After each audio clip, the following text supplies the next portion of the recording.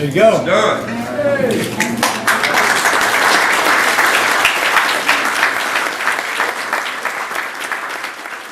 Everybody up here.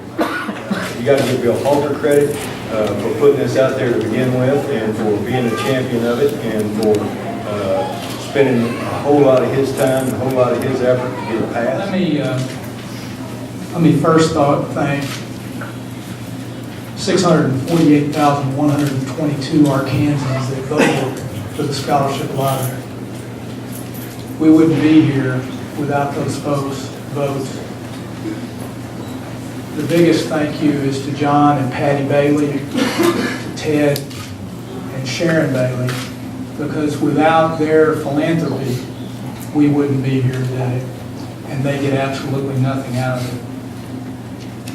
I also thank Warren Stevens, John Tyson, Jermaine and Erica Taylor, Alan Hughes and the AFL-CIO who are here today and who stood up very tall and said they were going to help get this on the ballot.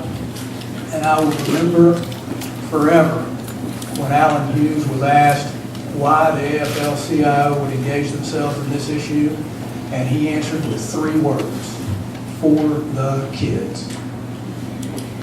The Ann Hines and the Arkansas Oil Marketers Association stood up. Former University of Arkansas Chancellor John White stood up. The UALR Board of Visitors stood up. My old football coach, George Loss, stood up. And there were countless others. I certainly want to thank the ad hoc committee of legislators that worked on this. It's worth noting that when this process started, out of 135 members of the General Assembly, 17 identified themselves as being publicly supportive of the idea of the scholarship lottery in Arkansas. And 2 days ago, it passed unanimously. There are some members of the House of Representatives who are not standing up here, but that had tremendous impact on the development of this bill. And they did it without their names being in the paper, and they did it by working quietly and with a great deal of dedication and under a great deal of pressure to do the right thing. Many of them are here today.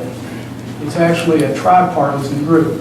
There are Republicans, there are Democrats, and there is our sole member of the Green Party that was a part of that group. The people closest to me deserve a tremendous amount of credit as well. I've got a small staff. On a good day, we've got 5 people.